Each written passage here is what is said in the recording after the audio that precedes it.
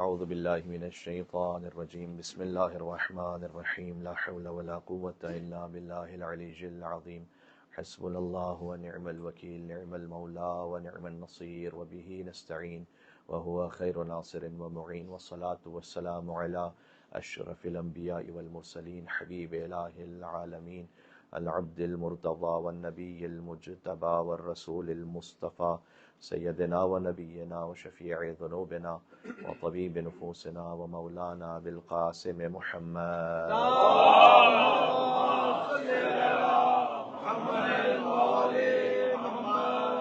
وأهل بيته الطيبين الطاهرين المعصومين المظلومين المنتجبين المنتخبين الميامين سيما بقية الله في الأرضين الذين أذهب الله عنهم الرجس وطهرهم تطهيرا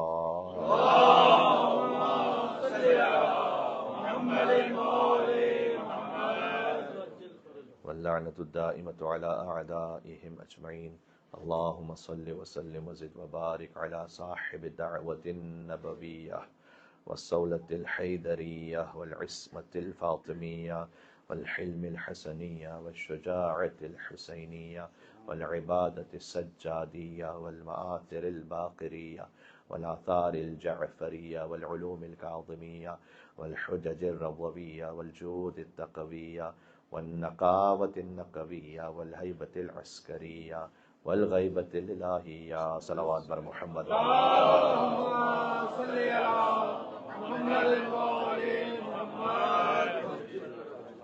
قال الله تبارك وتعالى في القرآن الكريم بسم الله الرحمن الرحيم وأتموا الحج والعمرة لله نعرہ صلوات اللهم صل على محمد وعلى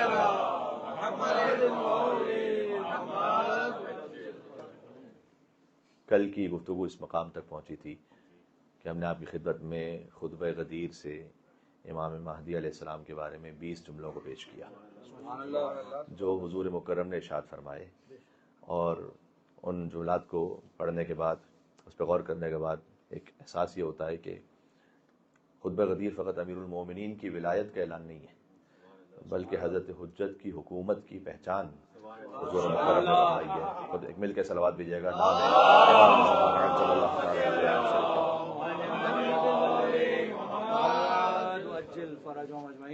اور پھر ایک خاص ناصر امام زمانہ علیہ السلام کا ایک چھوٹا سا واقعہ بھی ذکر کیا گیا کہ وہ شخص کے جو اپنی نماز میں کوتاہی کرتا تھا، ایک خاص گناہ میں مبتلا تھا، حضرت حجت نے امام زمانہ علیہ السلام کے شاہد خاص ناصر نے اس کی مدد کی، یا امام زمانہ غیثنی کے اس وظیفے کے ذریعے سے، تو یہاں تک بات پہنچ گئی ہے۔ اگر اس بات کو جوڑنا چاہیں آپ کہ جب خطبہ غدیر حضور مکرم نے بیان کیا تو ایک آیت نازل ہوئی ہے کہ جو مجلس امام حسین کی برکت سے ہمارے بچے کو یاد ہے کہ الیوم اکملت لکم دینکم واتممت علیکم نعمتی ورضیت لکم الاسلام دینا۔ اس آیت کا تعلق بھی امام زمانہ علیہ السلام سے ہے۔ الیوم اکملت لکم دینکم، 8ویں گفتگو ہے امام زمانہ علیہ السلام پر، موضوع کل آہستہ آہستہ اختتام پر پہنچے گا، اور دیکھیں کہاں تک بات اور بڑھ پاتی ہے۔ بہت کچھ ذہن میں تھا لیکن ظاہر ہے کہ 9-10 مجالس میں سب کچھ تو بیان ہو نہیں سکتا۔ امام زمانہ علیہ السلام کا خانوادہ کہاں رہتا ہے، ان کی فیملی اس وقت ہے یا نہیں ہے، اگر ہے تو کہاں پر ہے، یہ خود ایک گفتگو ہے تفصیلی۔ امام زمانہ علیہ السلام کے جو نواب اربعہ نائبین خاص، کیوں انہیں ہی نائب بنایا گیا؟ کہ ان کے زمانے میں اور کوئی عالم نہیں تھے، اور اگر جو علماء اور بھی تھے تو ان میں سے ان کا کیا ریئیکشن تھا، ان کی کیا خصوصیات تھیں، ان کے کیا فضائل تھے؟ تو یہ ایک الگ مستقل موضوع ہے کہ ہر نائب خاص پر کم سے کم 10-15 منٹ گفتگو ہو اور بیان کیا جائے۔ پھر امام زمانہ علیہ السلام جب ظہور فرمائیں گے تو ان کی ظہور کا پہلا دن کون سا ہوگا، اور سب سے پہلا خطبہ کیا ہوگا امام زمانہ علیہ السلام کا، ہو سکا تو کل پیش کروں گا۔ چلیں یہ بات اس وقت ذہن میں آئی کہ امام زمانہ علیہ السلام کا ظہور کے بعد سب سے پہلا خطبہ وہ کیا ہوگا، وہ بیان کیا گیا ہے ہمارے پاس روایات میں کہ امام زمانہ علیہ السلام کیا کلام فرمائیں گے۔ اچھا، ایک چھوٹی سی آپ کو بات عرض کر دوں، اشارہ۔ آپ نے ہمیشہ سنا ہے کہ جیسے امیر المومنین کی آمد ہوئی تو آغوش مادہ سے آغوش رسالت میں آئے، علی نے کہا کہ یا رسول اللہ حکم دیجیے زبور پڑھوں، توریت پڑھوں، انجیل پڑھوں، قرآن پڑھوں، کہ آپ قرآن کی تلاوت فرمائیے گا۔ حضور نے کہا یا علی خصصت لی بالنظر وخصصتک بالعلم، آپ نے اپنی پہلی نگاہ سے مجھے مخصوص کیا، میں نے اپنے سارے علم سے آپ کو مخصوص کیا۔ اور اس وقت امیر المومنین نے قرآن پڑھنا شروع کیا، قد افلح المؤمنون الذین هم فی صلاتهم خاشعون والذین هم عن اللغو معرضون والذین هم للزکاۃ فاعلون۔ یہ پوری والذین هم عن اللغو معرضون 12 آیتوں کو پڑھا، امیر المومنین ہے سورہ مومنون کی. یہ جو امیر المومنین، یہ آپ ایک ہوم ورک ہو گیا. سورہ مومنون اس کو جا کے دیکھیے گا، 12 آیتیں. الذین یرثون الفردوس هم فیہا خالدون، یہاں پہ ختم ہوتی ہے کہ یہی فردوس کے وارث ہیں. فردوس کو کہ جنت کا اعلیٰ ترین کہ جس میں وہ ہمیشہ ہمیشہ رہنے والے ہیں، وہ سردار ہیں وہاں کے. یہ جو 12 آیتیں نا جو پہلے نے تلاوت کی ہیں، وہی آخری کی حکومت کا منشور ہے.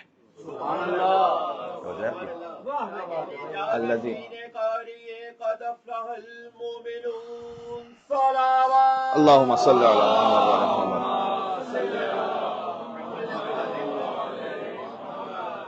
الذین هم فی صلاتہم خاشعون، کون ہوگا کہ جو اصحاب امام زمانہ میں شامل ہو سکے گا؟ جو پہلے نے آیتیں پڑھی تھی نا، وہ مومن کامیاب ہو گئے.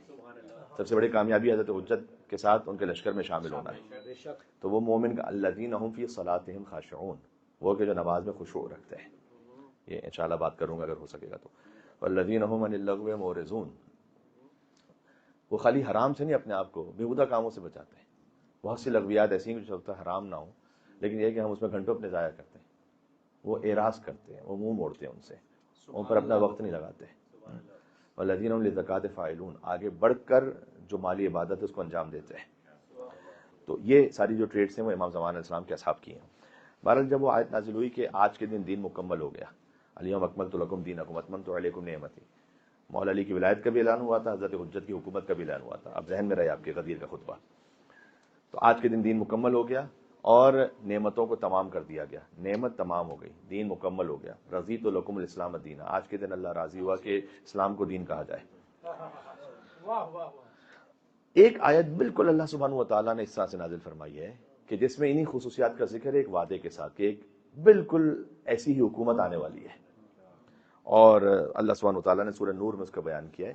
سورہ نور کی آیتیں کل میں نے آپ کی خدمت میں پڑھی تھی. اللہ نور السماوات والارض مثل نورہ کمشکات، اللہ کے نور کی ایک مثال ہے کہ جیسے تاک ہے، تاک میں چراغ ہے، چراغ ایک فانوس میں جو روشن ہے، ایک شجر مبارک ہے زیتونیہ سے جو نہ مشرقی نہ مغربی ہے، اور یہ ہمیشہ اپنی روشنی دیتا رہے گا، چاہے تم اسے روشن نہ بھی ہونے دو، لیکن نور کے اوپر نور ہے. اللہ جسے چاہتا ہے نور کی ہدایت کرتا ہے. فی بیوت، اور یہ چراغ اور اللہ کا نور ایک گھر میں ہے کہ جس کی تعظیم کا اللہ نے حکم دیا ہے. یہ آیت نمبر 35 اور 36 ہے سورہ نور کی. اسی سے آگے اور آ جائے گا آیت نمبر 55. وعد اللہ الذین آمنوا منکم، اللہ نے ایک وعدہ کیا ہے خالی مومنوں سے. منکم آمنوا منکم، جو تم میں مومن ہے نا، خالی ان سے وعدہ ہے کہ وعملوا الصالحات، اور جو صاحبان ایمان ایسے ہیں کہ جن کے اعمال نیک ہیں. لیستخلفنہم فی الارض، کہ زمین میں خلافت ہم عطا کریں گے انہیں. کما استخلف الذین من قبلہم، جیسے کہ ان سے پچھلے والوں میں بھی ایک قوم تھی جسے ہم نے خلافت عطا کی تھی. یہ بنی اسرائیل کی بات ہو رہی ہے کہ اللہ سبحانہ وتعالیٰ نے فرعون کی حکومت کے بعد بنی اسرائیل کو پھر ایک حاکمیت عطا کی تھی. کہ جیسے کہ ہم نے پچھلے والوں کو عطا کی تھی نا، ان میں سے جو ایمان رکھتے ہیں اور عمل صالح کو انجام دیتے ہیں انہیں ہم ایک خلافت، ایک حکومت عطا کریں گے. ایک موقع کے لیے، یعنی 3 اس میں وعدے ہیں، اس میں سے ایک وعدے کے لیے اللہ تعالیٰ نے کہا کہ یہ ایک وعدہ پچھلے والوں کے ساتھ بھی تھا جو ہوا، اور اب تمہارے ساتھ بھی ہوگا. اور لیکن 2 وعدے ایسے ہیں کہ جو خالی اس امت سے یونیک ہیں اور وہ کسی کے ساتھ نہیں. وَلَيُمَكِّنَنَّ لَهُمْ دِينُهُمُ الَّذِي ارْتَضَىٰ لَهُمْ، اور ہم اس زمین پر حاکم بنا دیں گے، تمکین عطا کریں گے، یعنی بس پھر وہی دین ہوگا. کون سا دین؟ الَّذِي ارْتَضَىٰ لَهُمْ، جس سے اللہ راضی ہوا ہوا. غدیر کا اعلان یاد رکھے گا. وہ جو ولی اللہ والا دین ہے نا، وہ اس سے پہلے کبھی بھی نہیں آیا. ایک موقع اب ایسا آئے گا کہ وہ دین جس سے اللہ راضی ہے وہی ساری دنیا میں ہوگا، اسی کی تمکین ہوگی. یہ حکومت امام زمان علیہ السلام کی طرف اشارہ ہے. وَلَيُبَدِّلَنَّهُم مِّن بَعْدِ خَوْفِهِمْ أَمْنًا، اور اس کے بعد ایک ایسی حکومت آئے گی کہ جس میں ہر خوف امن سے بدل جائے گا. امن ہی امن ہوگا، کوئی خوف نہیں ہوگا، ہر خوف ختم ہو جائے گا، امن آ جائے گا. ائمہ علیہ السلام کے کئی واقعات ایسے ہیں کہ جب امام علیہ السلام کے پاس کوئی آتا تھا، امام علیہ السلام اسے ظاہر میں کچھ اور کرنے کا حکم دیتے تھے تاکہ اس کی جان بچ جائے. علی بن یقطین سے نہیں کہا امام نے کسی اور طرح سے وضو کرو. اور بھی کئی سارے واقعات ہیں، خالی ایک واقعہ تو مشہور ہے، اور بھی بہت سارے واقعات ہیں. یہ کیا ہوتا تھا؟ ایک خوف کی کیفیت تھی جس میں ائمہ علیہ السلام کے چاہنے والے زندگی گزار رہے تھے، تو اس میں بعض مرتبہ تقیتاً انہیں کچھ امور کو انجام دینا پڑتا تھا. آج بھی آپ بہت سارے اپنے عقائد کا کھل کے تو اظہار نہیں کر سکتے. وہ کہ جو تبرہ کا حق ہے وہ تو ہم نہیں کر سکتے. ابھی کتنی جگہ پہ زیارت عاشورہ پڑھنا اتنا مشکل ہے. ایک حکومت ایسی آنے والی ہے کہ جس میں ہر خوف امن سے بدل جائے گا، وہ امام زمان علیہ السلام کی حکومت ہے. پھر جو عقیدہ ہے اس کا کھل کے اظہار خالی لفظی نہیں ہوگا، عملی ہوگا، پھر امام قبروں سے نکالیں گے۔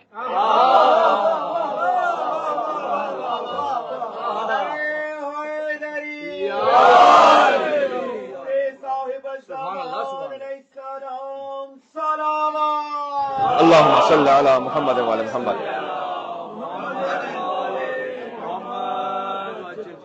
گزشتہ 3 سے 4 گفتگو ہماری اس موضوع پر شروع ہوتی ہیں کم سے کم، کہ وہ آیتیں کہ جن میں امام زمان علیہ السلام کا یا ان کی حکومت کا ذکر ہے۔ تو میں ایک ایک کر کے آپ کے سامنے کچھ آیتوں کو پیش کرتا ہوں۔ اب تک میرے خیال میں ہم یہ 7-8 آیتوں کو پیش کر چکے ہیں آپ کے سامنے، کہ جس کی تعبیل خود ائمہ علیہ السلام نے بتلائی کہ یہ حکومت امام زمانہ کی طرف اشارہ ہے، یا شخصیت امام زمان علیہ السلام کی طرف۔ وہ جو غیب ہے اس سے مراد حجت ہے، وہ میں آپ کے سامنے بات کر چکا ہوں اس آیت کے بارے میں۔ ایک اور بہت لطیف آیت ہے، حج عمرے کی سعادت اللہ تعالیٰ سب کو نصیب فرمائے۔ سورہ بقرہ کے نمبر 196 ہے، اس میں اللہ نے حکم دیا، خالی حج پہ نہیں جاؤ، وَأَتِمُّ الْحَجَّ وَالْعُمْرَ لِلَّهِ، اللہ کے لیے حج اور عمرے کو تمام کرو، پورا کرو، کمپلیٹ کرو۔ کمپلیٹ کیسے کریں؟ سارے مناسک ہو گئے، اب کیا کمپلیٹ کریں؟ وَأَتِمُّ الْحَجَّ وَالْعُمْرَ، حج اور عمرے کو کمپلیٹ کرو، تمام کرو، للہ، اللہ کے لیے تمام کرو۔ امام معصوم کا فرمان ہے کہ تمام الحج لقاء الامام، حج کا کمپلیشن یہ ہے کہ امام سے ملاقات ہو جائے۔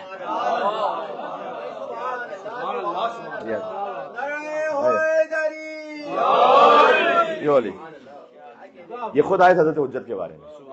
حج اس وقت جو مکمل ہے، جو فقہی طور پر ہے، فقہی طور پر مکمل ہے، اس میں کوئی نہیں کہ کسی نے حج کر لیا تو اس کو دوبارہ، فقہی طور پر خالی مکمل ہے۔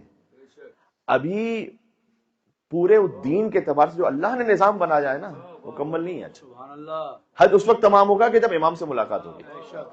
اس لیے آپ کو ائمہ علیہ السلام کے واقعات میں کثرت کے ساتھ ملے گا کہ وہ جب حج پہ جاتے تھے، دور سے بھی بڑے آ رہے ہوتے، بصرہ سے آ رہے ہوتے تھے، کوفہ سے آ رہے ہوتے تھے، وہ یقیناً مدینہ جاتے تھے۔ آج کے زمانے کی طرح آسان نہیں تھا کہ آپ 4 گھنٹے میں پہنچ جائیں گے، کئی ہفتوں کا سفر کر کے جاتے تھے صادق علی محمد کی خدمت میں۔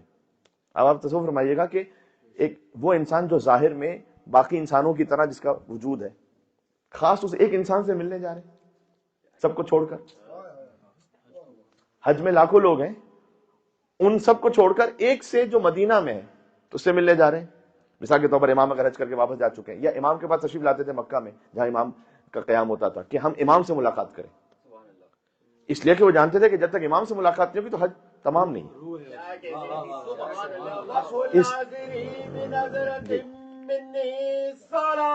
اللہم صلی علی محمد وعلی محمد۔ جی ہمارے محترم بھائی نے دعائے عہد کا جملہ پڑھا کہ ہماری آنکھوں کو سرما نصیب ہو جائے، یعنی ٹھنڈک نصیب ہو جائے دیدار حضرت حجت سے۔ حضرت حجت سے ملاقات کرنا، حج کو تمام کرنا ہے۔ حج کیا دین تمام وہاں ہوتا ہے۔ الیوم اکملت لکم دینکم واتممت علیکم نعمتی، نعمت وہیں تمام ہوتی ہے کہ جہاں پر امامت ہے۔ توجہ ہے آپ کی؟ خود یہ آیت، اچھا اس میں ایک خود اشارہ ہے قرآن میں، یہ ہم خالی حدیث کی روشنی میں نہیں کہہ رہے، ایک اشارہ ہے قرآن میں، ذرا غور کیجئے گا، قرآن بلاغت ہے نا اس میں۔ سورہ حج میں وَأَذِّن فِي النَّاسِ بِالْحَجِّ، اللہ تعالیٰ نے ابراہیم علیہ السلام کو حکم دیا تھا کہ جب انہوں نے کعبے کو بنا لیا، فرمایا کہ بلاؤ انسانوں کو حج کی طرف، اور کہتے ہیں کہ عالم ارواح میں جس نے لبیک کہا تھا وہ وہی پہنچتا ہے حج پر۔ تو وَأَذِّن فِي النَّاسِ بِالْحَجِّ، حج پر لوگوں کو بلاؤ، تو ہوگا کیا؟ یَأْتُوکَ رِجَالًا، وہ پیدل چلتے ہوئے آئیں گے، وَعَلَىٰ كُلِّ ضَامِرٍ، اور دبلی پتلی سواریوں پر آئیں گے، مِن كُلِّ فَجٍّ عَمِيقٍ، بہت دور دراز کے راستوں سے آئیں گے۔ توجہ کیجئے گا، یہاں ایک لفظ استعمال ہوا ہے، بلاؤ حج کی طرف، اذان دو، وَأَذِّن فِي النَّاسِ بِالْحَجِّ، حج کے لیے اذان دو، یا بلاؤ۔ ہونا یہ چاہیے تھا کہ اب یاتو، آئیں گے، آئیں گے کہاں؟ حج کے لیے آئیں گے نا، یہ نہیں کہ اللہ نے یاتو کا، اے ابراہیم آپ کے پاس آئیں گے، یعنی وہاں بھی اللہ سبحانہ وتعالیٰ نے فرمایا کہ جو حج کے لیے آ رہا ہے وہ زمانے کی حجت کے پاس جب پہنچے گا تب اس کا حج تمام ہوگا۔ یہاں پر اشارہ یہ نہیں ہے کہ وہ آئیں گے حج کے لیے، تم بلاؤ حج کے لیے، تو ہونا یہ چاہیے تھا کہ پھر وہ آئیں گے حج کے لیے، نہیں، حج کے لیے نہیں آئیں گے، یاتو کا، وہ آپ کے پاس آئیں گے، اے ابراہیم آپ کے پاس آئیں گے۔ تو یہاں اللہ سبحانہ وتعالیٰ نے کہا، ضمیر مخاطب ہے، ابراہیم علیہ السلام مخاطب ہے یہاں پر، تو یہ ایک بلاغت کا اشارہ ہے کہ اللہ نے بلایا حج کے لیے لیکن پہنچایا ابراہیم کے پاس۔ توجہ کیجئے گا،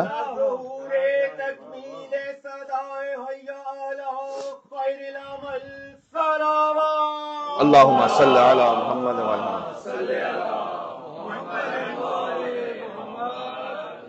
اور امام زمان علیہ السلام کے پہلے خطبے میں ایک فقرہ یہ ہے کہ جب وہ ظہور کے موقع پہ شاید فرمائیں گے کہ وہ جو ابراہیم نے وعدہ کیا تھا نا، میں زیادہ اس کا لائق اور حقدار ہوں کہ اس وعدے کو میں پورا کروں گا. آدم علیہ السلام کے کیے وعدے کو میں پورا کروں گا، نوح علیہ السلام کے وعدے کو میں پورا کروں گا، وہ ہو سکے گا تو میں کروں گا. تو یہاں اللہ تعالیٰ نے کہا کہ حج کے لیے بلاؤ، لیکن یہ نہیں کہا کہ حج پر آئیں گے، کہا آپ کے پاس آئیں گے، ابراہیم آپ کے پاس آئیں گے. ایک اور لطیف آیت ہے کہ جس کا اشارہ امام زمان السلام کی طرف بلکہ اصحاب امام زمان السلام کی طرف ہے. انشاءاللہ ہم اس میں شامل ہوں.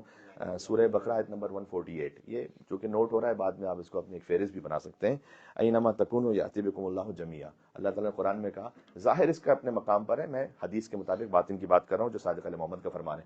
امام نے فرمایا کہ آیت یہ ہے کہ جہاں کہیں بھی تم ہو، اینما تکونوا، کہیں پر بھی تم ہو، یأتی بکم اللہ جمیعا، اللہ تم کو بلا لے گا ایک ساتھ. یہاں صادق علیہ محمد نے فرمایا کہ یہ اصحاب امام مہدی کے لیے جہاں کہیں بھی ہوں گے نا، اللہ فوراً سے بلا کر امام مہدی کی خدمت میں ان کو پہنچا دے گا. جہاں کہیں بھی تم ہوگے، اگر تمہاری نیت خالص ہے، اللہ سبحانہ و تعالیٰ تمہیں ہر جگہ سے جمع کر کے، یأتی بکم اللہ جمیعا، اللہ تمہیں جمع کر کے پہنچا دے گا اپنی حجت کے پاس.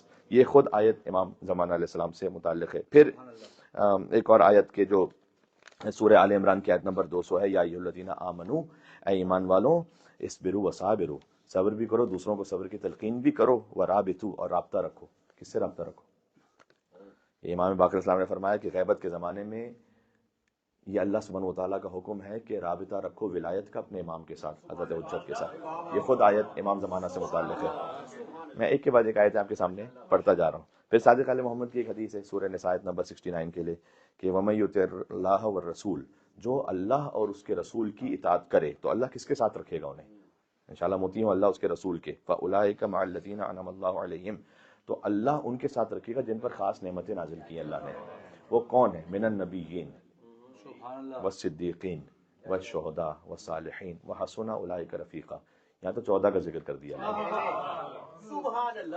حدیث کے مطابق کہ نبیین سے مراد، یہ صادق علیہ محمد نے فرمایا کہ نبیین سے مراد حضور مکرم ہے. اللہ حضور مکرم کی ہمراہی نصیب فرمائے گا انشاءاللہ سے. والصدیقین سے مراد علی بن ابی طالب علیہ السلام ہے. والشہداء، اور شہداء کے ساتھ رکھے گا یعنی حسن و حسین علیہم السلام.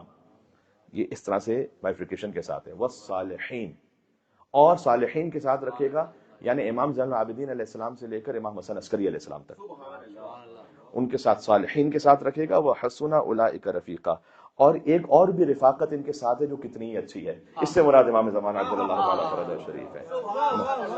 حسن اولئک رفیقا سے مراد حضرت حجت ہے. ایک مل کے صلوات بھیجے نام ہے امام زمانہ صلی اللہ علیہ وسلم.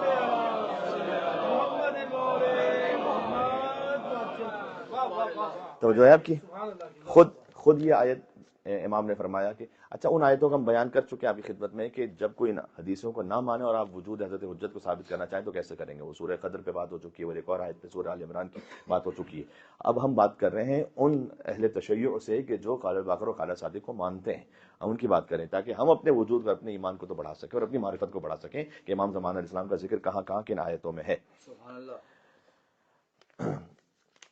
کچھ ٹریٹس اور فرامین امام علیہ السلام کی عرض کر دوں کہ وہ خصوصیات کے جو اصحاب امام مہدی علیہ السلام میں انشاءاللہ ہوں گی. اس میں سے ایک بڑی اہم خصوصیت جو امام باقر علیہ السلام کی پوری حدیث ہے اصحاب امام زمانہ سے متعلق، فرمایا کہ اما انی لو ادرکت ذلک لابقیت نفسی لصاحب هذه الرایا. پہلے تو ایک جب میں درمیان سے پڑھ رہا ہوں کہ امام علیہ السلام نے ایک لشکر کا ذکر فرمایا کہ جو مشرق سے آئے گا، وہ اپنے کندھوں پہ تلواریں لیے ہوئے آئے گا، اس کی خاص کیفیت ہوگی.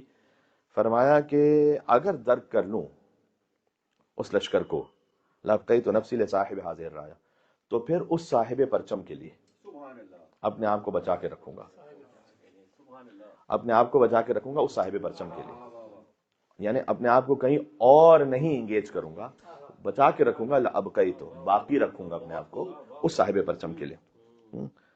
پھر فرمایا کہ اس لشکر کی خصوصیت کیا ہے؟ رجال، کچھ مردان خدا ہیں، کان قلوبہم زبر الحدید، جن کے دل سخت ہیں لوہے کی طرح. اب یہ کبھی منفی معنی میں استعمال، سخت دل نرم ہونا اچھی بات ہے، دل نرم ہونا کسی مظلوم کی حمایت کے لیے، دل نرم ہونا کسی صاحب حق کو اس کا حق دلانے کے لیے.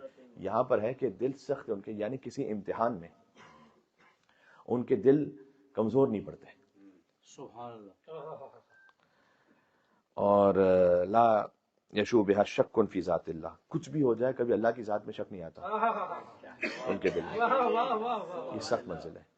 امتحان سے کوئی گزرے اور اس کا دل اتنا مضبوط رہے، یہ لفظ زیادہ صحیح ہے، دل آہانی طور پر مضبوط رہے. یہ اصحاب امام مہدی کی پہلی صفت بیان کی گئی. زبور الحدید کا لفظ ہے، حدید لوہا پتہ ہے، اللہ نے آسمان سے حدید نازل کیا، ذوالفقار کی لائٹ میں زبور الحدید. سبحان اللہ. گویا جو ذوالفقار کی صفت ہوگی نا وہ اصحاب امام زمان، جو علی کی تلوار ہے اصحاب امام مہدی علیہ السلام صلوات. اللہم صلی علی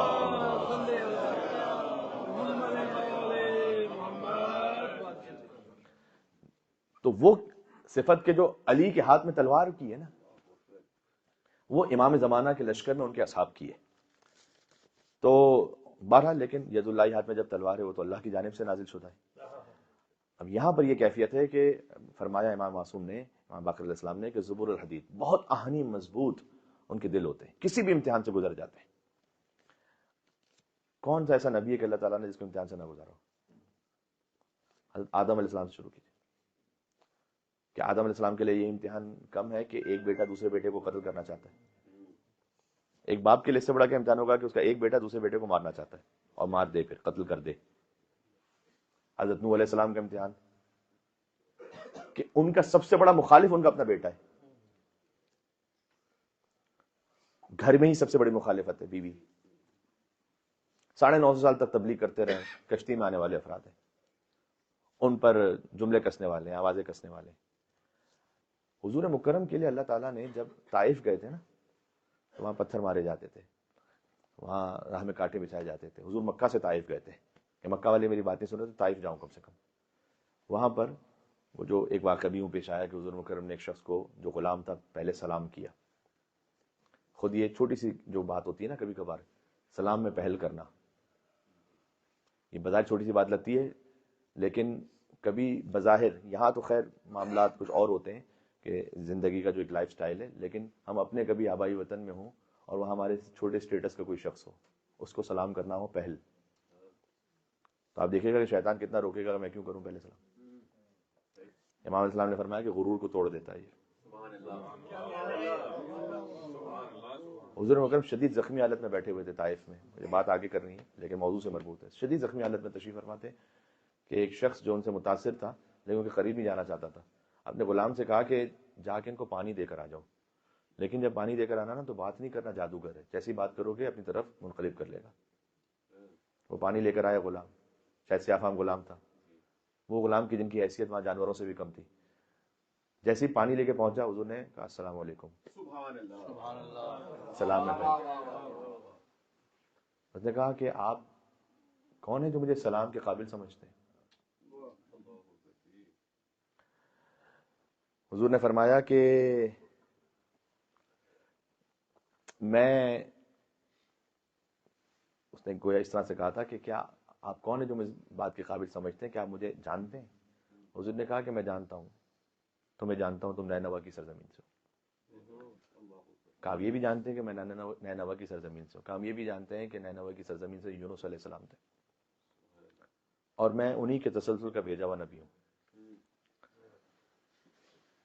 تو اس نے کہا کہ آپ اگر یونس علیہ السلام کے تسلسل کے بھیجے ہوئے نبی ہیں کہ جو ان کی تصدیق کرتے ہیں، اور آپ مجھے اس لائق سمجھتے ہیں کہ مجھ جیسے سیاہ فام غلام کو سلام کریں، تو پھر کیا بات ماننے رہ جاتی ہے کہ میں آپ کا کلمہ نہ پڑھوں.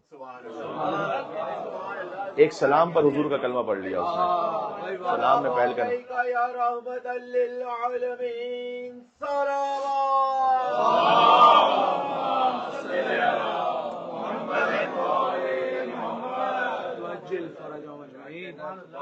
بہرحال حضور امتحانات سے گزرے، خود حضور مکرم امتحانات سے گزرے، کتنے سخت. طائف سے واپس آئے، طائف میں ان کے تقریباً قبول کرنے والا ان کو کوئی نہیں تھا. اب وہ مکہ میں تھے. تو جب ہجرت ہوئی نا کہ حضور نے کہا کہ اب آپ مکہ چھوڑ دیجیے. ابو طالب اسلام کی وفات کے بعد تو اللہ نے حکم دیا کہ مکہ چھوڑ دیں، اب آپ کا کوئی ایسا حامی نہیں رہا، اب مکہ چھوڑیں آپ. تو اس سے پہلے اللہ تعالیٰ نے 2 سورے نازل کیے تھے. ایک سورہ جن، کہ اگر انسان آپ کی بات نہیں سنے تو جن آپ کی بات سنتے ہیں، اور سورہ جن پورا نازل کیا کہ جنوں کی ایک قوم جو ایمان لے کر آئی رسول اللہ پر قرآن سن کے، انا سمعنا قرآنا عجبا، کہ ہم نے ایک عجیب قرآن سنا ہے، یہدی الی الرشد، جو ہدایت کی طرف بلاتا ہے. تو وہ سورہ جن نازل کیا رسول اللہ کے قلب کی تسلی کے لیے. دوسرا سورہ یوسف نازل کیا اللہ نے کہ آپ مطلب ہے حضور مکرم اللہ کے تو بندے ہیں نا، تو اللہ تو اپنے بندے کو تسلی دے گا. ہمارے لیے آقا اور کائنات کے مولا اور رحمت للعالمین ہے، اللہ کے لیے عبد خاص ہے ان کے. تو لہٰذا اللہ سبحانہ وتعالیٰ ہی تسلی دے سکتا ہے نا حضور کو، اور کون دے سکتا ہے اس کائنات میں؟ اور تو کوئی نہیں دے سکتا. تو اللہ تعالیٰ نے سورہ یوسف کو نازل کیا کہ دیکھیں یوسف علیہ السلام بھی کتنے امتحانات سے گزرے تھے. اب خود آپ دیکھیں حضرت آدم علیہ السلام، حضرت نوح علیہ السلام، حضرت یوسف علیہ السلام، حضرت یوسف علیہ السلام جتنے امتحانات سے گزرے ہیں نا، ہر موقع پر اگر میں ایز اے ہیومن بینگ عام انسان سوچوں تو بار بار میں یہ سوچ رہا ہوتا کہ کاش اس وقت دعا قبول ہو جائے، اس وقت معاملہ ختم ہو جائے.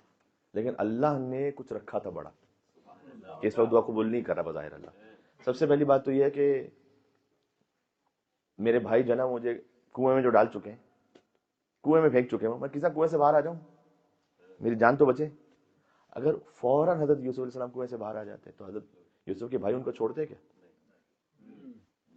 مار ہی دیتے. اللہ نے یوسف کی جان کو بچایا. تھوڑا مزید وقت کنویں میں رہیں تاکہ وہ بھائی چلے جائیں، انہیں ایسا لگے کہ بس یوسف علیہ السلام تو گئے. اگر فوراً باہر نکلتے تو پھر زندہ نہیں رہ پاتے. پھر ایک قوم آئی جس نے قبیلہ آیا، اس نے یوسف علیہ السلام کو نکال لیا کنویں سے اور مصر کے بازار میں. ارے میری اتنی بھی توقیر نہ بچے کہ میں مصر کے بازار میں بیچا جاؤں. اتنی نعوذ باللہ من ذالک یعنی کہ حتیٰ کہ حرمت ہو جائے. لیکن اللہ تعالیٰ نے حساب رکھا تھا کیونکہ عزیز مصر بنانا تھا. تو مصر پہنچیں گے کیسے؟ اللہ مجھے علم نہ بیچے یہاں پر، نہیں تو پھر آپ مصر کے بادشاہ نہیں بنیں گے. پہنچے وہاں پر. جب وہاں پہنچے تو پھر بادشاہ کی زوجہ نے الزام لگا دیا. اللہ اس الزام سے لوگ میرے بارے میں کیا کہیں گے، اس الزام سے میں اپنے آپ کو بچا لوں، کس طریقے سے الزام دور ہو جائے. اگر یہ الزام نہ لگتا تو ہمیشہ کے لیے عبد اور غلام بن کے رہتے، کبھی بھی زندان میں نہ جاتے. میں ایک عام انسان کی حیثیت میں دیکھوں تو میں بار بار یہ سوچ رہا ہوں کہ بھائی یہ نہ ہو میرے ساتھ، اور اگر یہ ہو گیا تو جلدی سے ختم ہو جائے. نہیں، اللہ کا نظام کچھ اور ہے. مکر ہوا مکر اللہ. تم اپنا مکر کرو، اللہ اپنی تدبیر کر رہے ہیں. اللہ خیر الماکرین، اللہ بہترین تدبیر کرنے والا ہے، وہ بہترین تدبیر کرنے والا ہے. اچھا میں زندان میں اگر آ بھی گیا ہوں، پروردگار مجھ پہ الزام لگائے تو جلدی سے زندان سے میں چھوٹ جاؤں، اور جلدی چھوٹ جاؤں تو اس کے لیے کیا کیا انہوں نے؟ کسی سے کہا جو باہر جا رہا تھا زندان سے، واقعہ آپ کے ذہن میں ہوگا کہ بادشاہ سے میری سفارش بھی کر دینا، وہ بھول گیا. کتنا غصہ آئے گا انسان کو اس شخص پر کہ میں نے اس پر ایک احسان کیا ہے، کہ میرے اس احسان کی وجہ سے، تعبیر خواہ بتلانے کی وجہ سے وہ چھوٹا ہے زندان سے، اور وہ جو میری سفارش تھی وہی بھول گیا ہے. وہ کتنا غصہ آئے گا انسان کو. اگر اس وقت وہ سفارش کر دیتا تو یوسف علیہ السلام شاید بظاہر زندان سے رہا تو ہو جاتے، لیکن بادشاہ کا احسان رہتا، اپر ہینڈ اس کا رہتا کہ ہاں بھائی ایک سفارش آئی تھی میں نے قبول کر لیا. نہ اللہ چاہتا تھا کہ یوسف کا احسان رہے بادشاہ.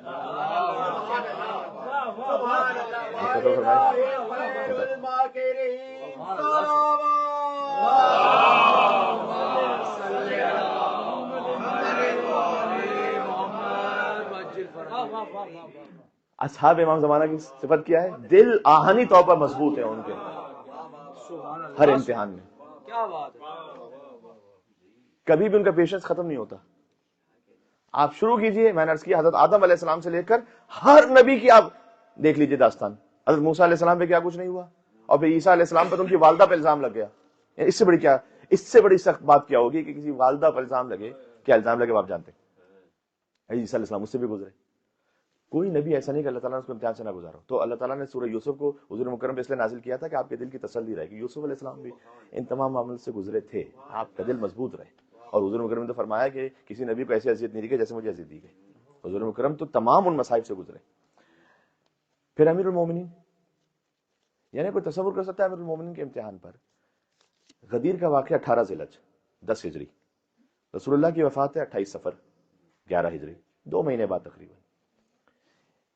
ایک وہ انسان، میں ظاہری طور پر بات کر رہا ہوں، علی کائنات کے امام میں کوئی ایک انسان بھی ان کو نہ مانے، یہ آپ کے ذہن میں ظاہری طور پر میں بات کر رہا ہوں. ایک وہ انسان کہ 1.25 لاکھ کے مجمع میں جس کے فضائل بیان ہو رہے ہیں، سوا لاکھ کے مجمع فضائل کون بیان کر رہا ہے؟ کوئی شاعر، کوئی خطیب نہیں. وما ينطق عن الهوى. کائنات کا سب سے بڑا انسان اور سب سے افضل انسان ایک شخص کے فضائل بیان کر رہے ہیں سوا لاکھ کے مجمع میں، اور 3 دن تک علی ابن ابی طالب کی امامت کا اقرار لیا گیا. اور 2 مہینے بعد ایسا ہو جائے کہ اسی مدینہ میں علی کو کوئی سلام کرنے والا نہیں ہے. یہ امتحان آپ کم سمجھ رہے ہیں؟ سوا لاکھ کے مجمع میں ایک انسان کے فضائل کا ایسے بیان ہو رہا ہے کہ نیکسٹ ٹو رسول اللہ ہے، اور اسی مدینہ میں 2 مہینے کے اندر 2 مہینے کیا وقت ہوتا ہے؟ 2 مہینے کے اندر اسی کے گھر پر آگ لگانے آئے ہوئے. اور پھر اگر علی بن ابی طالب باہر جائے تو کوئی سلام کرنے والا نہیں، کوئی علی سے بات کرنے والا. سلام کرنے والے نہیں کا مطلب کیا ہے؟ کوئی علی سے بات نہیں کرنا چاہتا.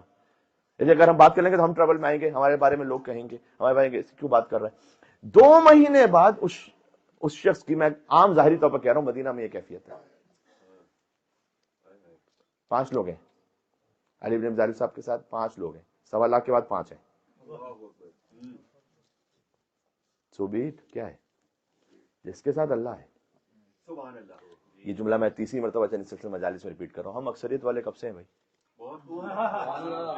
ہم 5 12 14 والے. اربوں ایک طرف ہوں، 5 ایک طرف ہیں، 14 ایک طرف ہیں.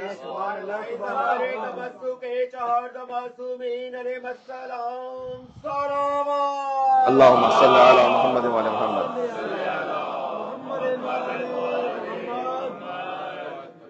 پہلی صفت کیا ہے اصحاب امام زمان علیہ السلام کی؟ آپ اپنی زندگی میں امتحانات سے آپ بھی گزریں گے، اور ہر انسان گزرتا ہے. اولاد کا امتحان کبھی آتا ہے، کبھی مال کا فائنینشیل کرائسس میں انسان مبتلا ہو جاتا ہے، عزت و احترام کا امتحان آتا ہے. سب لوگ اپنے اپنے امتحان سے گزرتے ہیں.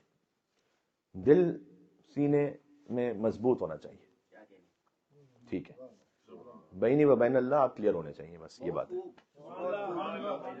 آپ اپنے اور اللہ کے درمیان کلیئر ہیں کہ نہیں ہے، کافی ہے.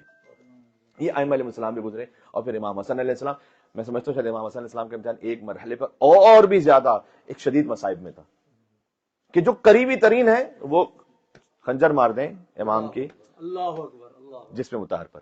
خنجر کس نے مارا تھا؟ کسی کافر نے آ کے نہیں، کسی یہودی کسی عیسائی نے آ کر نہیں. امام علیہ السلام کے لشکر میں امام کے ساتھ رہنے والا، اس نے خنجر مارا.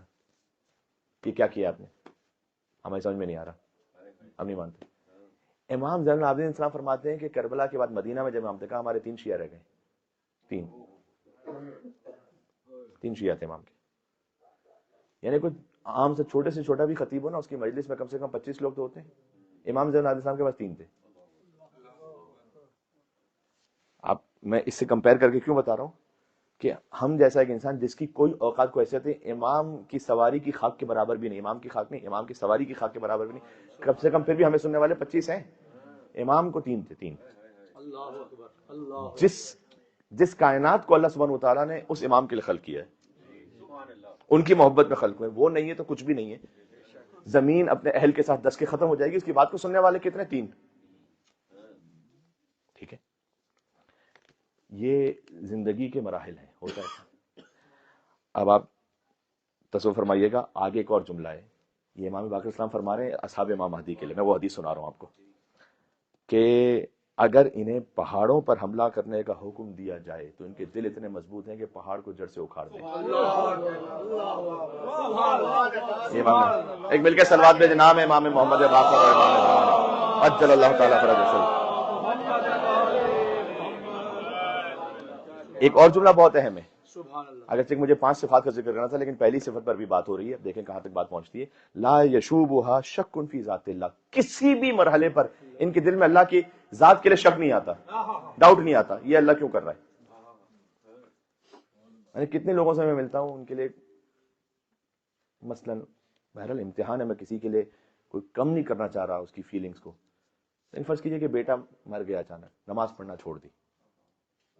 کیوں نہیں نماز پڑھتے بھائی آپ؟ کہا بس دل نہیں چاہتا. اللہ نے کیوں کیا؟ رسول اللہ کے 2 یا 3 بیٹے اللہ نے لیے تھے جن پر انہیں ابتر کہتے تھے. بعض مستورات ان سے گفتگو کیجیے، محجبہ تھیں، ایک دم حجاب کرنا چھوڑ دیا غصے میں. کیوں؟ ڈیورس ہو گئی، اور جس میں وہ یہ سمجھتی ہیں کہ ان پر ظلم ہوا ہوگا، لیکن غصہ آ جاتا ہے انسان کو اندر سے. سادہ الفاظ میں کو اللہ پہ غصہ آ رہا ہوتا ہے. کہ یہ میرے ساتھ کیوں ہو رہا ہے, اللہ کیوں کر رہا ہے میرے ساتھ ایسا, میرا بیٹا, میری جاب, میرا گھر, میری بیوی, میرے بچے, میرا شوہر. غصہ آنے لگتا ہے اندر سے. لا یشوبها شک فی ذات اللہ.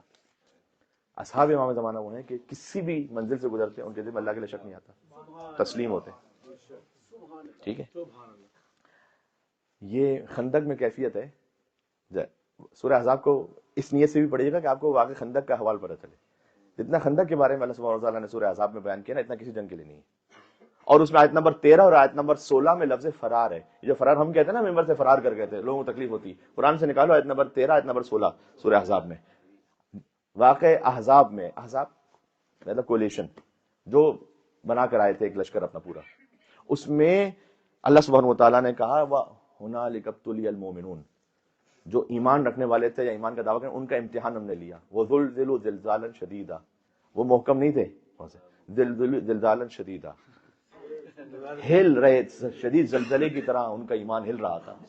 اور کہتے تھے ما وعدنا اللہ ورسول الا غرورا, اللہ اس کے رسول نے جو وعدہ کیا تھا سب دھوکا تھا. یہ کون کہہ رہا ہے؟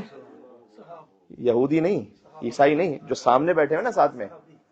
اب اگر جب یہ کہہ رہا ہے یہ بندہ, یہ انسان جو رسول اللہ کے ساتھ بیٹھا, قرآن کہہ رہا ہے, یہ کتاب الکافی کی حدیث نہیں ہے, قرآن کہہ رہا ہے. قرآن یہ کہہ رہا ہے کہ یہ کہتے تھے کہ جو اللہ کا وعدہ تھا وہ الا غرورا, دھوکا تھا, اور جو اس کے رسول نے وعدہ کیا وہ بھی دھوکا تھا ہم سے. اب جب یہ انسان اگر اذان میں کہتا بھی رہا اشہد ان لا الہ الا اللہ واشہد ان محمد رسول اللہ, تو میں مانوں گا میں اس کو, کیا اس کی میں اس اذان کی ظاہری شہادت کو مانوں یا قرآن کی اس گواہی کو مانوں کہ یہ تو کہہ رہا ہے؟ اسی کو تو منافق کہتے ہیں. اور کیا کہتے ہیں؟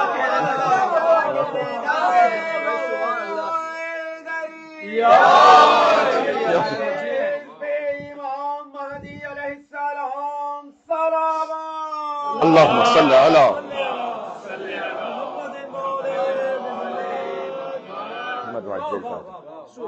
میں کس کو مانوں؟ یہ اس وقت امتحان ہو رہا تھا ان لوگوں کے جو رسول اللہ کے ساتھ تھے. یہ جو ویسے نہیں ہے کہ علی کی ایک ضربت ثقلین کی عبادت سے افضل ہے. یہ بصرہ میں ربیعہ نے حذیفہ یمانی سے پوچھا تھا کہ میں نے سنا ہے کہ علی کی ایک ضربت تھی کہ جس کے لیے رسول اللہ نے کہا تھا کہ ثقلین کی عبادت سے افضل. مجھے تو یقین نہیں آتا ایک ضربت کسی کی سارے انسانوں کی عبادت سے کیسے افضل ہو سکتی ہے. کیا حذیفہ ایسا ہوا تھا؟ حذیفہ نے کہا کہ اگر تم ہوتے اس وقت تو تمہیں سمجھ میں آتا کہ وہ ایک ضربت کیوں ہر جن اور انس کی عبادت سے افضل ہے. میں آپ سے اطمینان کے ساتھ کہہ رہا ہوں کہ جب عمر ابن عبد پھلانگ کر آیا نا خندق, تو 99.9% سمجھ رہے تھے کہ کام تمام ہو گیا, اسلام کا ختم, فنش ہے. تاریخ کو جا کے پڑھیے گا تو اس وقت کتنے لوگ کہتے تھے کہ نعوذ باللہ من ذالک, نقل کفر نباشت, کہتے تھے کہ محمد کو دے دو ان کے حوالے, اسی طرح ہم بچ سکتے ہیں, اور بچنے کا کوئی امکان نہیں. اور وہ آیا, اس نے 4 لوگ آئے تو آرام سے اس نے ایک دائرہ بنایا اور کہا حل میں مبارز ہے کوئی آئے, ہے کوئی آئے. اور اس نے کہا من لہو, کون جائے گا. پھر اس نے کہا حل میں مبارز ہے کوئی جو آئے, تم مار دو تب بھی جنتی ہو, مر جاؤ تب بھی جنتی ہو, جیسے شہید بننے کا شوق ہے تو آئے. اور اس کے بعد اسے خیمہ رسالت پر اپنے نیزے کو مار کر چیر دیا اسے. اور اس نے کہا من لحاظ کل, کون ہے جو کتے کے. اچھا کتے کو تو جانتے ہو, کتے کو کون نہیں جانتا. اس لیے کہ دور سے حملہ کرے گا تو انسان سمجھ کے بات کریں گے. اگر رسول اللہ کے آل رسول کے گھر پر حملہ کرے گا,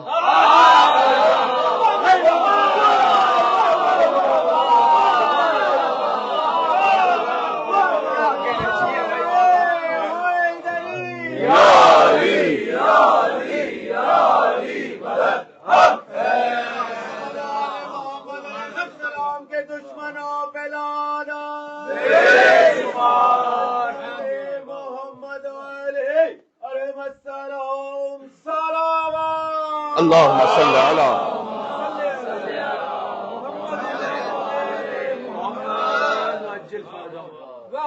یہ اب سمجھ میں آ رہا ہے علی کی ایک ضربت ثقلین کی عبادت سے افضل کیوں ہے. یہ خالی جوش ایمانی کی بات نہیں ہے, وہاں پر آپ اس ریئلٹی کو دیکھیں تو وہ مرحب آ گیا ہے. عمر ابن عبد العزیز, بدھ کہتے ہیں بدھ کو, بدھ کا نام تھا, بدھ کا بندہ, عبد بدھ یعنی بدھ کا بندہ.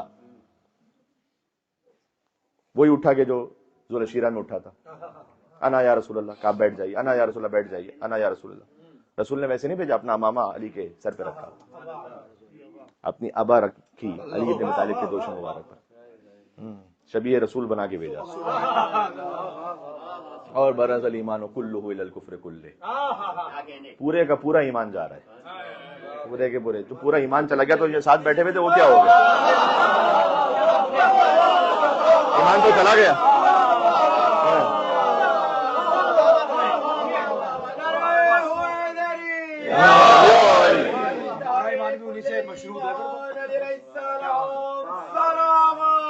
اللہ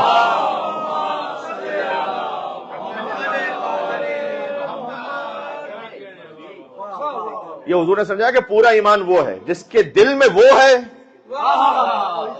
اس کے دل میں ایمان ہے۔ جی جی جی، باقی کسی اور کی کوئی حیثیت نہیں رہتی، پورا ایمان یہ ہے، پورا ایمان یہ ہے۔ اور پھر بہرحال وہ واقعات تو مجھے پورے تفصیل سے نہیں پڑھنے تھے، لیکن میں اشارہ کرنا چاہ رہا تھا۔ اور پھر ایک بہت زیادہ گرد و غبار اٹھا، بہرحال خیر عامر ابن عبدود سے مولا علیہ السلام نے کہا تھا کہ پہلے اس نے یہ کہا، چلیں آپ ذوق شوق سے سن رہے ہیں، اس نے یہ کہا کہ جو ہے وہ انا عامر ابن عبدود، عامر ابن عبدود، یہ صحیح تلفظ ہوگا۔ اور مولانا نے کہا نا علی ابن ابی طالب۔ کہا اچھا ابو طالب کے بیٹے ہو، واپس چلے جاؤ، اس لیے کہ ابو طالب سے میری ایک بات چیت تھی تو میں اس کے بیٹے کو نہیں ماننا چاہوں گا۔ ابن ابی لدید معتزلی نے، سنی عالم ہے، اپنی کتاب میں لکھا ہے کہ میں اپنے استاد سے خندق پڑھ رہا تھا اور انہوں نے مجھے جب اس واقعے پہ پہنچے تو یہ بتایا چونکہ بدر میں عامر ابن عبدود آ چکا تھا اور زخمی ہو کے گیا تھا اور دیکھ چکا تھا علی کو، احد میں نہیں آیا تھا، پھر خندق میں آیا تھا تو جانتا تھا کہ علی کون ہے۔ در حقیقت اندر سے اس کا وجود اتنا کانپ رہا تھا کہ ابو طالب کا نام لے کر اس بہانے، اس ذریعے سے اپنی جان کو بچانا چاہتا تھا کہ علی واپس چلے جائیں۔ اس وقت امیر المومنین نے ایک جملہ کہا، جب اس نے کہا نا کہ میری ایک قرابت تھی، بات چیت تھی تمہارے باپ سے، جاؤ واپس چلے جاؤ، تو اس وقت مولا علیہ السلام نے فرمایا وہی حکم لا قرابت بین الکفر والایمان،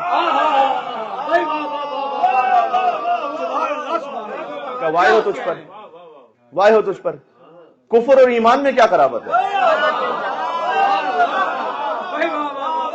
نتیجہ دوں آپ کی خدمت میں کہ کفر اور ایمان میں کیا قرابت ہے؟ یعنی عامر ابن عبدود ابو طالب کو کافر کہہ رہا تھا، علی ابن ابی طالب نے ابو طالب کو مومن کہا۔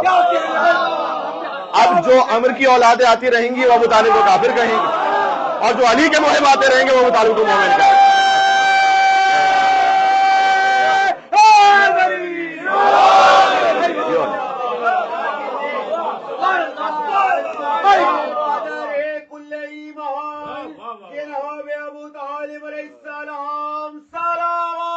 اللہم صلی علی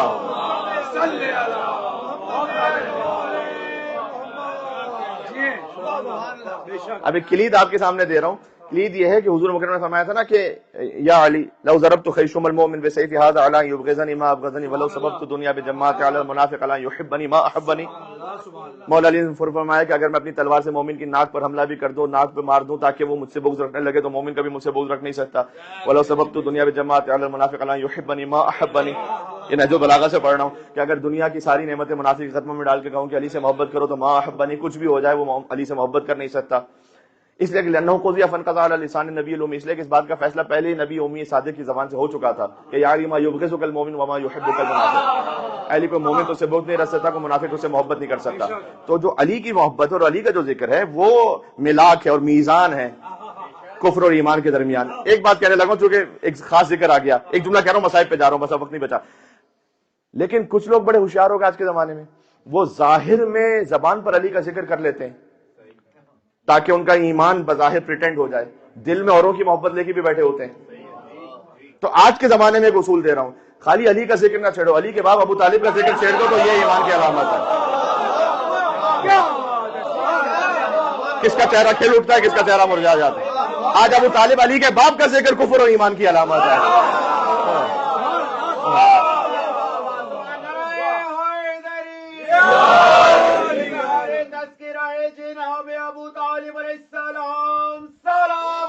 اللہم صلی علی محمد و محمد۔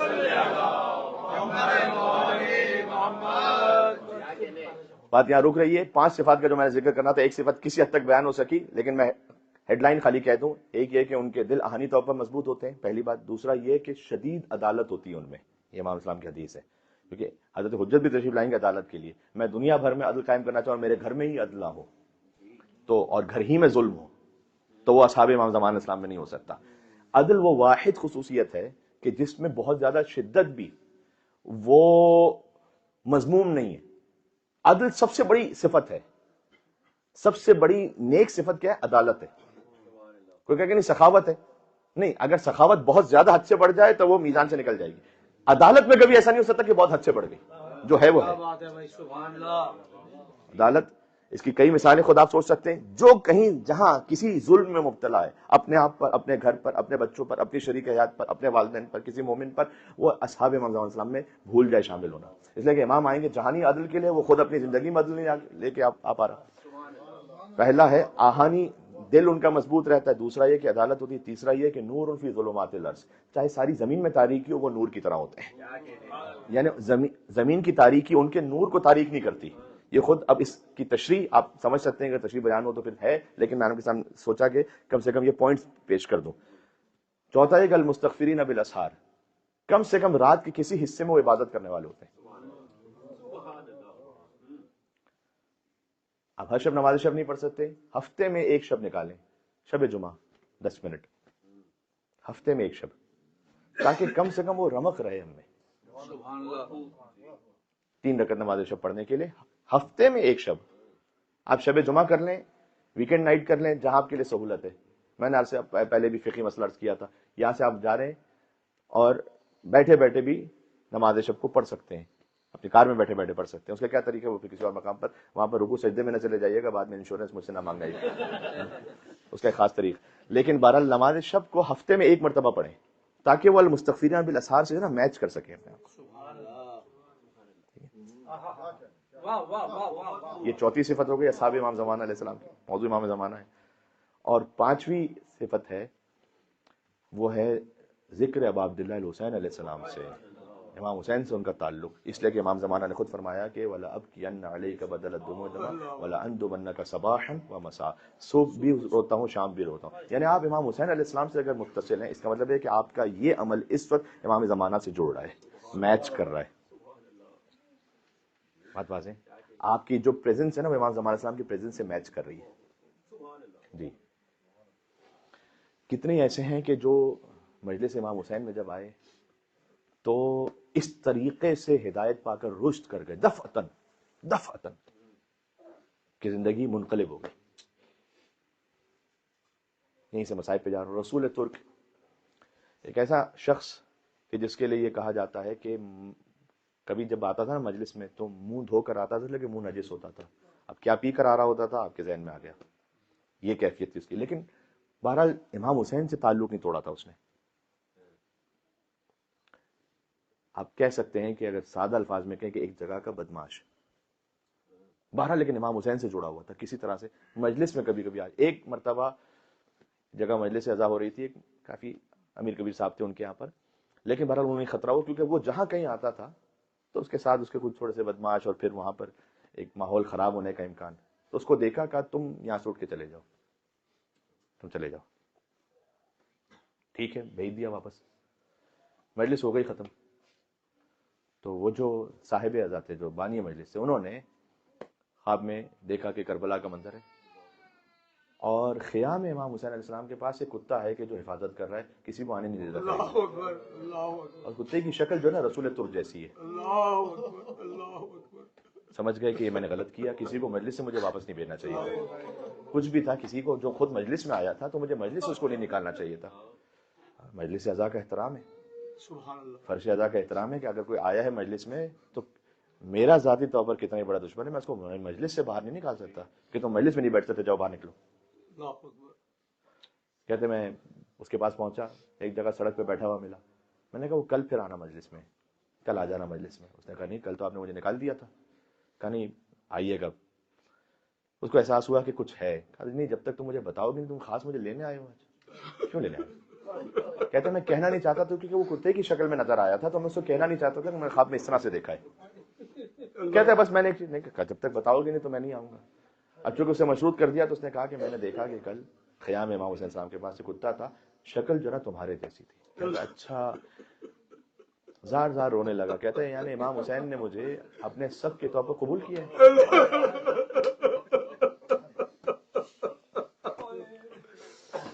پہنچا، ایک بار کھول دیجیے گا، پہنچا اگلے دن مجلس میں زار زار رونے لگا.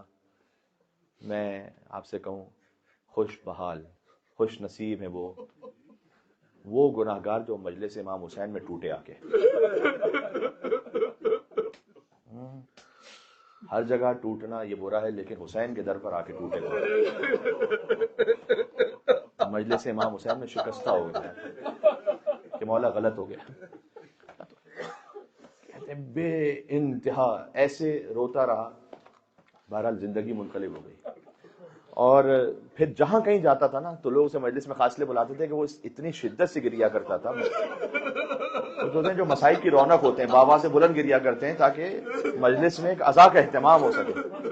تو کہتے ہیں کہ اپنے چہرے کو آستین میں ڈال کر ایسے ایسے کر کے اس کی بابا سے بلند آواز آتی تھی.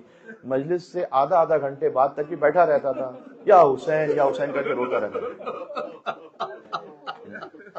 ایک اگر حاج رضا سراج تھے اس زمانے میں، مداح تھے، مداحی کرتے تھے، امام حسین کے مصائب پڑھتے تھے. تو زمانے میں ٹیلی فون کا سسٹم ہوتا تھا، لینڈ لائن کا. تو یہ آپس میں ان کا تعلق دوستی بن گئی. تو یہ ہمیشہ جب بھی کہیں جانا ہوتا نا تو فون کرتے تھے کہ دیکھو اس جگہ ایڈریس سے مجلس سے وہاں آ جانا. تو یہ بھی وہاں پہنچ جاتا تھا. ایک دن کہتے ہیں کہ میں ان کو، حاج رضا سراج کہتے ہیں کہ میں اس کو فون کرنا بھول گیا. مجلس میں پہنچا جہاں مجھے مداحی کرنی تھی، بیٹھ کے یاد آیا، اب وہ موبائل تو ہوتے نہیں تھے، بیٹھ کے یاد آیا کہ اس کو تو میں نے بتایا ہی نہیں. یہاں تک کہ دفتن جیسے ہی مسائب میں نے شروع کیے تو ایک جگہ سے زور زور سے گریے کی آواز آئی. میں نے دیکھا کہ تو رسول ترک ہے جو رو رہا ہے، اور کہہ رہے ہیں یا زہرا ادرکینی یا زہرا ادرکینی یا زہرا ادرکینی. کہتے ہیں تم کہاں سے پہنچے؟ کہ تم نے فون نہیں کیا مجھے، آج نہیں بتایا کہ کہاں پر مجلس ہے.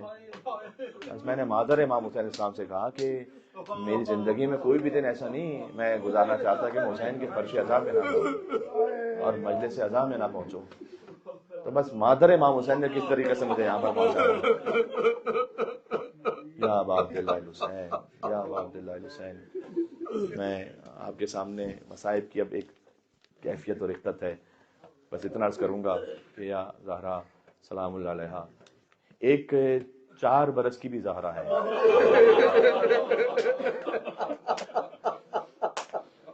وہ زندان کے جس میں چھت نہیں ہے. جب رات کی تاریکی ہو اور بارش آئے تو چھت نہیں ہے زندان کی. دن کی شدت سے گرمی ہو تو چھت نہیں ہے. کامل بائی کی روایت ہے کہ جھلس گئے تھے بچے، جو ہے وہ جھلس گئے تھے. بی بی سکینہ سلام اللہ علیہا کے مصائب کا ذکر کرنے کے لیے خاص الخاص مجھ سے 2 دن سے آپ اس بندے فقیر سے سن رہے ہیں شہزادی کے مصائب. لیکن مصائب اس قدر زیادہ ہیں اور اتنے زیادہ پہلو ہیں، میں چاہتا ہوں جو اب تک پہلو بیان نہیں ہوئے وہ بیان کروں. علماء نے اس بات کو بیان کیا ہے، آپ کو شام غریبہ سے پہلے تک بی بی سکینہ کی تفصیلی گفتگو ملے گی مقاتل میں اپنے بابا ابا عبداللہ الحسین علیہ السلام سے. لیکن شام غریبہ کے بعد بی بی کی کوئی تفصیلی گفتگو کہیں نہیں ملتی. بس یا عباس کہا یا حسین کہا، ہائے بابا کا. اس بچی نے اتنے داغ دیکھے تھے کہ اب بات کرنا چھوڑ دی تھی سکینہ. جب اپنے بابا سے رخصت ہو رہی تھی تو فرمایا کہ وہ کہتی تھی بس دیکھ لیا آپ کا بھی پیار. وقت آخر رخصت امام حسین ہے، وہ کہتی تھی بس دیکھ لیا آپ کا بھی پیار، میں آپ سے نہ بولوں گی اب یا شہ ابرار. اچھا نہ اگر کیجئے جلد آنے کا اقرار، مر جائے گی اس غم میں تڑپ کر یہ دل افگار. کیسی ہیں یہ باتیں دل میرا روتا ہے بابا، گھر چھوڑ کے جنگل میں کوئی سوتا ہے بابا. اب عبداللہ الحسین علیہ السلام کیا جواب دیں؟ فرمایا لو رو نہ اب صبر کرو باپ کو جانے. کچھ دیتی ہو عباس کو پیغام زبانی، اودے ہیں لبے لال ہے یہ تشنہ دہانی، ملتا ہے تو بیوی کے لیے لاتے ہیں پانی. اگر آپ کو یاد ہے یہ تو میرے ساتھ اگلا مصرع پڑھیے گا. محبوب الہی کے نواسے ہیں سکینہ، ہم بھی تو کئی روز کے پیاسے. حسین علیہ السلام 4 سال کی بیٹی اپنے باپ سے جدا ہو گئی، لیکن ایک منزل وہ آئی کہ شام غریبہ شبر کے تماچوں سے بچنے کے لیے باپ کی لاش کو ڈھونڈتے ڈھونڈتے جب مقتل پہنچی تو ایک بے سر کے لاشے سے آواز آ رہی تھی الیہ الیہ یا بنیہ. جی اب عبداللہ حسین کا میں نے بزرگ علماء جو سابقہ گزر گئے ان سے مصائب میں سنا تھا کہ اب عبداللہ حسین کا لاش ہے اتھر، اس پہ کوئی جگہ نہیں بچی تھی کہ بی بی سو سکیں، بس بی بی وہاں پر قدموں میں سر رکھ کر اپنے بابا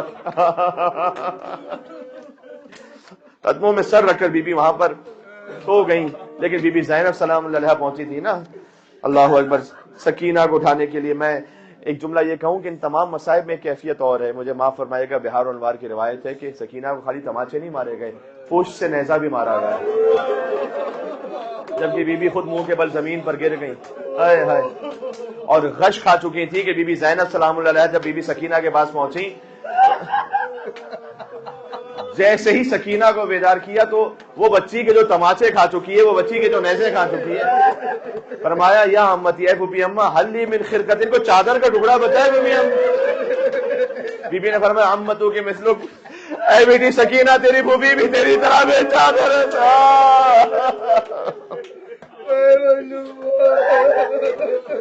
اللہ اکبر. جی پھر ایک منزل وہ آئی، جب بھی بی بی سکینہ کی آنکھوں میں آنسو آئیے، امام زین العابدین کی گواہی ہے. میں ایک منزل پر لے آؤں، امام زین العابدین علیہ السلام کی گواہی ہے، امام محمد باقر سے فرمایا کہ دیکھیں ایک امام دوسرے امام سے کہہ رہے ہیں، دونوں عالم الغیب و شہادہ ہیں، لیکن ایک امام دوسرے امام سے واقعے کو بیان کریں. کہتے ہیں بیٹا کربلا میں جب ہم چلے تھے نا کوفہ سے شام، تو جہاں کہیں کسی کی آنکھوں میں آنسو آتا فَتُعِنَ بِرُمْحٍ، تو نیزے کی انیاں چبو کر اس کے سر پر اسے اس طرح سے مارا جاتا. اللہ جانے بی بی سکینہ کے رخسار بھی زخمی تھے، سر کی طرح زخمی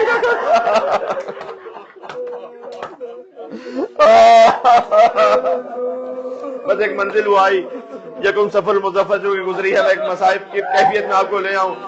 اس سے دو ہستیوں کے مصائب کے لیے کہا گیا تھا، ایک بی بی سکینہ سلام اللہ علیہا اور ایک بی بی زینب کیسے داخل ہوئی.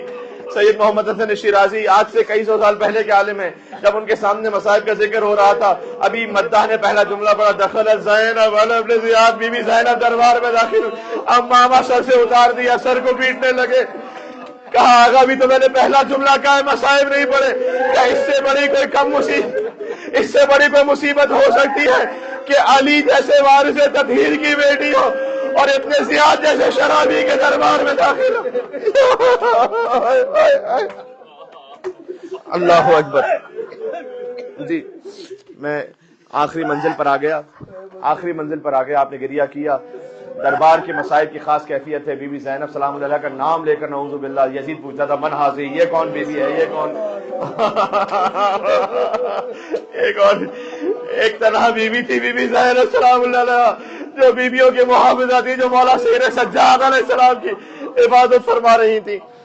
لیکن میں چاہتا ہوں ایک منزل پر آپ کو اور لے کر چلوں. یہی بیویاں جب زندان شام میں پہنچی، شام سے رہائی کب ملی، کون سے وقت میں ملی، اس گفتگو میں جائے بغیر، بہرحال جب بھی رہائی ملی تو بی بی نے کہا کہ بیٹا سجاد میں اپنے بھائی کا پوری طرح ماتم نہیں کر پائی اور تبرکات واپس کیے جائیں. جیسے ہی ایک ایک سر آتا گیا، ایک ایک بی بی آگے بڑھی اور آگے بڑھ کر اپنے اپنے شہید وارث کے سر کو گود میں لیا. گویا بی بی ام کلثوم نے ابوالفضل عباس علیہ السلام کے سر اقدس کو لے کر ماتم کیا ہو. بی بی ام لیلہ نے پہلی مرتبہ علی اکبر کا سر گود میں لیا تھا نا یہاں تک کہ ایک سر ایسا تھا کہ ہر بیوی اپنے مقام سے کھڑی ہوئی صلی اللہ علیہ یا ابا عبداللہ الحسین میں آخری منزل پر آ گیا. لیکن دو سر ایسے تھے کہ جن پر رونے والا کوئی نہیں تھا. شام کی عورتیں ایک دوسرے سے کہتی تھی شاید ان کی ماں جلے ہوئے خیموں میں مر چکی، ان کی ماں یہاں موجود نہیں ہے. بی بی زینب سلام اللہ علیہا نے فرمایا ارے میں ان کی دکھیاری ماں تو محمد کی، بس ایک اور محمد کی ماں تھی. فرمایا اپنے بھائی کا ماتم کروں یا اپنے بچوں کا ماتم کروں. پھر یہ قافلہ پہنچا چہلم کے موقع پر. انشاءاللہ جب بھی چہلم میں جہاں کہیں آپ ہوں مجلس اعزاز میں اس فقیر کو یاد کیجیے گا، میں بھی آپ کو انشاءاللہ یاد رکھوں گا. چہلم کے موقع پر بیویاں پہنچی مصائب کے چونکہ ایام میں، لہٰذا ایک جملہ بس کہہ دوں اور کہ خطیب اکبر مولانا مرزا اطہر صاحب یہ فرماتے تھے کہ جب بی بی زینب پہنچی ہوں گی مولا حسین کی قبر مطہر پر، تو آپ کسی اگر بزرگ سے بات کر رہے ہو تو بہت سی باتیں دل میں رہ جاتی ہیں، آپ نہیں کہہ پاتے. لیکن جب آپ کسی برابر سے بات کریں نا اپنے، تو پھر دل کا پورا احوال بیان کرتے ہیں. بی بی زینب نے حسین کی قبر پر ماتم ضرور کیا ہوگا، لیکن اصل فریاد کی ہوگی جب عباس کی قبر پر آئے. جو سمجھ سکے یا عباس کہہ کر کے دیا کہو گا عباس شکینہ دماتے گاتی رہی عباس زینب کے بازوؤں میں رسیاں باندھی گئے عباس شازیانوں کے نشان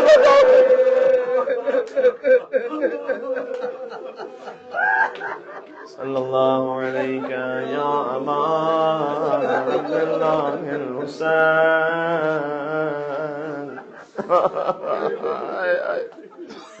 میں جب بھی زندان سے رہائی کا یہ احوال پڑھتا ہوں تو مجھے ایک ماں بی بی ام رباب سلام اللہ علیہا ان کے مسائل بڑے رکت کے لگتے ہیں جن کا ایک 6 ماہ کا بچہ کربلا میں مار دیا گیا, ایک 4 سال کی بچی کی خبر سامنے موجود ہو, ماں بار بار بچی کی خبر سے لپٹ کے فریاد کرتی ہوں گی اے میری سکینہ تجھے بڑی تمنا تھی رہائی کب ملے گی. ماں تیری خبر کو چھوڑ کر کے شام کی عورتوں سے کہتی ہوں گی اے شام کی بیویوں جب زندان میں آنا تو ایک چراغ جلانا